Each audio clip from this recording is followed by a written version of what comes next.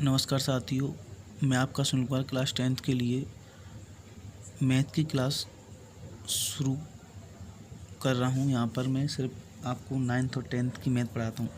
ये मेरा channel Sunil Kumar studio online classes, जो इसमें सिर्फ 9th और 10th क्लास के लिए मैं मैथ पढ़ाता हूं। इसमें सिर्फ आपको क्या करना है, 9th की मैथ जो बिल्कुल शुरू से मैंने आपको एक एक एक्सरसाइज यहाँ पर शुरू की है, और क्लास 10th के लिए मैंने आपको एक एक एक्सरसाइज यहाँ पर शुरू की है। तो आपको साथियों इसमें क्या करना है कि मेरी जो वीडियो यहाँ पर आपको अगर अच्छी लगे और समझाने का तरीका अच्छा लगता है तो मेरे वीडियो को ज़्यादा से ज़्यादा लाइक करें और ज़्यादा से ज़्यादा उस वीडियो को शेयर करें। शेयर करने के बाद उस चैनल को भी मेरे को सब्सक्राइब कर लें, और उस पर सबसे ज़्यादा आपको क्या देखना है कि मेरे समझाने का जो तरीका अगर आपको अच्छा लगता है तो उसको कमेंट में बताएं। तो साथियों यहाँ पर अगर हम बात करते हैं तो क्लास 10th के लिए अध्याय 1 और प्रश्नावली 1.2 का भाग चौथा हम करा रहे हैं। यहाँ पर आपको प्रश्न 4 आपका प्रश्न 4 आपको यहाँ प्रश्नावली 1.2 आज आपको पूरी हो जाएगी। इसमें आपका चौथा क्वेश्चन है SCF 306,657 9 दिया है और LCM 306 और 657 ज्ञात कीजिए। तो आपको साथ ही इसमें क्या करना है कि आपको SCF जो दे रखा है 306 और 657 का जो SCF साथियों कितना है 9, और यहाँ पे आपको क्या ज्ञात करना है, LCM ज्ञात करना है। ये दो संख्या आपकी 306 और 657, उनका जो SCF है वो कितना साथियों 9। इन्हीं दोनों संख्याओं को आपको क्या ज्ञात करना है, LCM ज्ञात कीजिए। तो साथियों मैंने आपको एक फॉर्मूला बताया था कि दो संख्याओं का गुणनफल बराबर होता है दो संख्याओं का गुणनफल बराबर होता है SCF इंटू LCM। ये आपका फॉर्मूला मैंने आपको पहले ही बताया हुआ है कि जब हमारा दो संख्या दे रखी जब हमको दो संख्या दे रखी हैं तो दो संख्याओं का जो गुणनफल होता है वो किसके बराबर होता है, SCF इंटू LCM के बराबर होता है। दो संख्याओं का जो गुणा होता है, दो संख्याओं का गुणनफल जो होता है वो SCF और गुणा LCM के बराबर होता है। तो साथियों हम यहाँ अगर बात करें दो संख्याओं का गुणनफल, तो दो संख्या कौन सी है आपकी, एक 306 और गुणा दूसरी संख्या कौन सी आपकी साथियों 657, ये दो संख्या है। तो इनका जो गुणा है वो किसके बराबर होगा, वो आपका SCF गुणा LCM। तो SCF कितना है आपका 9 गुणा LCM कितना है आपका, LCM आपको निकालना है। तो जब साथियों इसका हम LCM जब निकालेंगे तो हमें क्या करना है, LCM बराबर LCM बराबर, तो ये इधर आपकी जो संख्या वो किस में गुणा में, तो ये किस में आ जाएगी साथियों, भाग में आ जाएगी। तो हम इसको लिख देंगे साथियों 306 गुणा 657/9। तो साथियों हम यहाँ से LCM जब निकालेंगे तो इस 9 का भाग देंगे, तो 9 3 27, इस 9 का भाग अगर हम 306 में देते हैं तो साथियों 9 3 27 3 बार, यहाँ से 3 हासिल बचे तो 9 चौक 36 गुणा 657। तो साथियों इनका जो LCM आएगा 306 और 657 का जो LCM आएगा साथियों, तो इसमें हमको गुणा करना, क्या करना साथियों, इनका गुणा। तो इनका गुणा करने के बाद जो संख्या आएगी वो 22,338, इनका गुणा करने के बाद साथियों क्या आएगी 22,338। ये हमने गुणा पहले ही कर रखा है, क्योंकि हम यहाँ गुणा पहले ही करके क्यों रखें, क्योंकि यहाँ टाइम नहीं लगे, इसलिए हम गुणा करके पहले ही रखते हैं। तो ये आंसर आपका यहाँ पर ख़त्म हो गया साथियों। अगर हम क्वेश्चन 5 की अगर आगे बात करते हैं, क्वेश्चन 5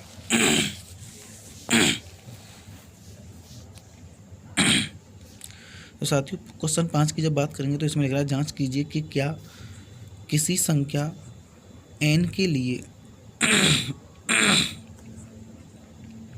6 की पावर n अंक पर समाप्त हो सकती है। तो साथियों इसमें आपको कुछ नहीं करना है, आपको जांच करनी है। क्या जांच करनी है कि 6 की पावर n पर जांच कीजिए कि क्या किसी संख्या n के लिए, कोई संख्या n है, यहाँ पर कोई भी संख्या होगी जो 6 की पावर n, यहाँ जो n है वो n यहाँ पर 6 की पावर n वो पावर में दे रखी, तो अंक पर समाप्त हो सकती है। तो आपको 0 अंक पर समाप्त करनी है, किस पर, अंक 6 की पावर n अंक 0 पर समाप्त हो सकती है। तो साथियों जब हम 6 की पावर n किसकी बात करें, हम 6 की पावर जब n की बात करते हैं तो 6 की पावर n, तो इससे 6 के जब हम खंड करेंगे तो साथियों क्या हो जाएगा 2 गुणा 3।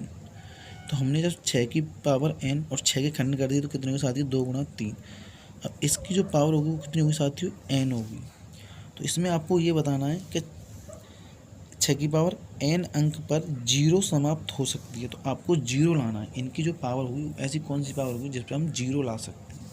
तो 0 लाने के लिए साथियों अगर इसमें इस 2 गुणा 3 में अगर 5 का गुणा और होता तो साथियों हम क्या है कि 0 कब कब बनती है। देखो 0 अगर हमारी कब बनती है कि 0 का गुणा अगर किसी संख्या में करते हैं तो 0 बन जाती है। अगर 5 का गुणा कभी भी हम सम संख्या में करते हैं तो क्या बनती है 0।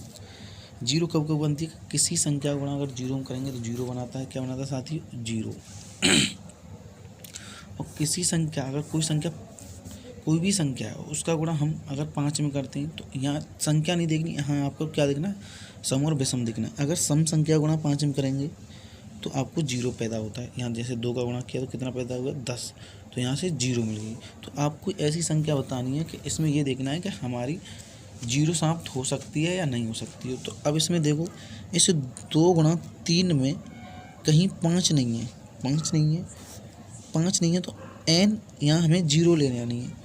तो यहाँ साथियों लिख देंगे कि आपकी जो 6 की पावर n 5 6 की पावर n में 6 की पावर n साथियों इसको ऐसे लिखना है 6 की पावर n में 5 का गुणनखंड नहीं है। इसलिए इस पर 0 अंक नहीं आएगा। तो साथियों यहाँ पर आपका ये 5वां क्वेश्चन भी खत्म हो गया। अब हम नेक्स्ट क्वेश्चन 6वें क्वेश्चन की बात करेंगे। इसमें तो आपको ये एक्सरसाइज आपको पूरी खत्म करा दी। तो 6वां क्वेश्चन जब हम आगे करेंगे तो साथियों इसमें एक्सरसाइज आपकी प्रश्नावली 1.2 का चौथा भाग चल रहा है, उसी में हम 6वें क्वेश्चन को बताएंगे। तो 6वां क्वेश्चन आपको दे रखा है कि व्याख्या कीजिए कि 7 गुणा 11 गुणा 13 प्लस 13 और 7 गुणा 6 गुणा 5 गुणा 4 गुणा 3 गुणा 2 गुणा 1 प्लस 5 भाज्य संख्या हैं। तो आपको ये संख्या आपको जो दे रखी है, जैसे आपको पहला दे रखा है 7 गुणा 11 गुणा 13 और प्लस 13 ये संख्या है। तो इस संख्या को आपको बताना है ये भाज्य संख्या है या भाज्य संख्या है, इसमें बताना है भाज्य और भाज्य। ऐसी साथियों अगर हम आगे बात करते हैं तो आगे दे रखा है 7 गुणा 6 आगे भी दे रखा है साथियों। तो ऐसे हम अगर आगे इसमें बात करते हैं तो पहले इस संख्या को देखेंगे 7 गुणा 11 गुणा 13 प्लस 13 अभाज्य संख्या है या नहीं। तो ये सिद्ध करनी है तो क्यों अभाज्य संख्या है। तो साथियों अगर हम इसको आगे करते हैं तो यहाँ से अगर हम देखें इनमें से जैसे 7 गुणा 11 गुणा 13 और प्लस 13 तो इसमें से क्या कॉमन दिख रहा है, इसमें क्या कॉमन दिख रहा है। तो अगर यहाँ से कॉमन लेता हूँ तो 7 गुणा 11 प्लस 1 बचेगा। इसमें अगर हम कॉमन लेते हैं तो आपको क्या बचेगा 7 गुणा 11 प्लस 1 बचेगा। तो साथियों जब इसको हम आगे करेंगे तो ये जो कॉमन लिया है हमारा, तो कॉमन लेने के बाद ये कितना हो जाएगा 13 और 11 का गुणा जब 7 में करेंगे तो 11 7 77 प्लस 1। ऐसे ही साथियों अगर आगे करेंगे तो 13 गुणा ये हो जाएगा 78। 77 में जब आप 1 जोड़ देंगे तो कितना हो जाएगा साथियों आपका 78। तो इन दोनों का जब हम गुणा करेंगे तो आपका क्या हो जाएगा साथियों 1014 कितना हो जाएगा 1014। तो आप सभी जानते हैं कि 1014 आपकी भाज्य संख्या होती है। क्या होती है भाज्य संख्या। तो ये तो यहाँ पर सिद्ध होगी कि 1014 क्या आपकी भाज्य संख्या। तो ऐसे ही आपको आगे दे रखा है कि अगली जो संख्या दे रखी है वो आपकी दे रखी है 7 गुणा 6 गुणा 5 गुणा 4 गुणा 3 गुणा 2 गुणा 1 प्लस 5 भाज्य संख्या है और क्यों। तो जैसे हमने ये करा है 7 गुणा 11 गुणा 13 प्लस 13, तो ऐसे ही हमने इसमें से 13 कॉमन लिया है। तो साथियों 77 प्लस 78 तो 13 गुणा जब 78 करेंगे तो आपको कितना आ जाएगा 1014। तो 1014 सब जानते हैं क्या होती है भाज्य संख्या होती है। अब आगे हम बात करते हैं तो 7 गुणा 6 गुणा 5 गुणा 4 गुणा 3 गुणा 2 गुणा 1 और प्लस कितना आपका प्लस जो दे रखा है आपको प्लस 5 दे रखा है साथियों। कितना दे रखा है प्लस 5। साथियों जब इसमें +5 दे रखा है तो ऐसे ही साथियों आपको इसमें से कॉमन लेना है। तो यहाँ से जब 5 कॉमन लेंगे तो आपको क्या बचेगा 7 गुणा 6 गुणा 4 गुणा 2 गुणा 1 + 1। तो साथियों अगर हम ये 5 आपका यहाँ ब्रैकेट में चल ही रहा है, आपका कोष्ठक में चल रहा है 5, तो जब इन संख्या में गुणा करूँगा 7 गुणा 6 गुणा 4 गुणा 2 गुणा 1, इनका जब हम गुणा करेंगे तो साथियों इनका जो गुणा करेंगे तो गुणा करके सब जानते हैं, तो गुणा करना भी आप जानते हैं, तो इसका हम डायरेक्ट गुणा करके देख लेते हैं। तो 1008 हो जाएगा। कितना हो जाएगा साथियों 1008 + 1 हो जाएगा। तो जब हम इसको जोड़ेंगे 1008 + 1 को जोड़ेंगे तो साथियों कितना हो जाएगा 1009 हो जाएगा। अब 1009 हो जाएगा। जब इसको भी हम गुणा करेंगे तो साथियों आपका कितना हो जाएगा 5045 हो जाएगा। तो आपकी 5045 क्या है भाज्य संख्या है। तो आपको यहाँ पता लग गया कि दोनों संख्या 1014 भी भाज्य संख्या है और साथियों 5045 की आपकी भाज्य संख्या है। तो ये क्वेश्चन आपका यहीं समाप्त हो गया। तो ऐसे ही अगर हम छठवें क्वेश्चन की बात करें, यहाँ पर छठवां हो गया सातवें क्वेश्चन की। साथियों अगर हम बात करें यहाँ पर सातवें क्वेश्चन की, तो सातवां क्वेश्चन यहाँ पर बड़ा दे रखा है, इसको मैंने लिखा नहीं है। सातवें क्वेश्चन को मैं पढ़ के आराम से इसमें बता रहा हूँ। सातवां क्वेश्चन कह रहा है किसी खेल के मैदान के चारों ओर एक वृत्ताकार पथ है। साथियों जो सातवें क्वेश्चन में क्या कह रहा है, सातवें क्वेश्चन में उसने क्या है कि कोई खेल का मैदान है, ऐसे कोई खेल का मैदान बना हुआ है, उसमें एक वृत्ताकार पथ है। तो साथियों जब ये वृत्ताकार पथ जो दे रखा है, फिर इसको मैं आगे पढ़ता हूँ तो वो कह रहा है किसी खेल के मैदान के चारों ओर एक वृत्ताकार पथ है और इस मैदान का एक चक्कर लगाने में सोनिया 18 मिनट लेती है। तो इस मैदान जो दे रखा है, इस मैदान में जो सोनिया कितने मिनट ले रही है 18 मिनट ले रही है। यहाँ से अगर शुरू होगी सोनिया तो ऐसे चल के जब आएगी तो साथियों यहीं जब आएगी वापस तो वो कितने मिनट में आ रही है 18 मिनट में आ रही है। आगे जब पढ़ते हैं तो जबकि इसी मैदान को चक्कर लगाने में रवि को 12 मिनट लगते हैं। तो इसी मैदान को जब चक्कर लगाएगा रवि साथियों उसको कितने मिनट लगेंगे 12 मिनट लगेंगे। तो अगर आगे साथियों जब इसको हम और पढ़ते हैं तो साथियों इसमें क्या रखा है कि मान लीजिए कि वे दोनों एक स्थान और एक ही समय पर चलना प्रारंभ करें, एक ही दिशा में चलते रहें, इतने समय बाद पुनः वे प्रारंभिक स्थान पर मिलेंगे। साथियों वो ये इस क्वेश्चन में ये कह रखा है कि अगर आपका जो रवि है साथियों वो 12 मिनट में इसका चक्कर लगा रहा है, सोनी आपकी 18 मिनट में चक्कर लगा रही है, तो इसमें एक शर्त दे रखी है कि दोनों एक ही स्थान से, कहीं से ही मान लो कि दोनों एक ही स्थान से, जैसे रवि भी यहाँ से दौड़े और आपका बेटा सोनिया भी यहीं से दौड़े, तो दोनों जब एक ही स्थान से दौड़ेंगी तो वापस यहीं दौड़कर जो आएंगी वो कितने समय बाद आएंगी। तो साथियों यहाँ भी समय आपको 12 मिनट दे रखा है और यहाँ कितना दे रखा है 18 मिनट।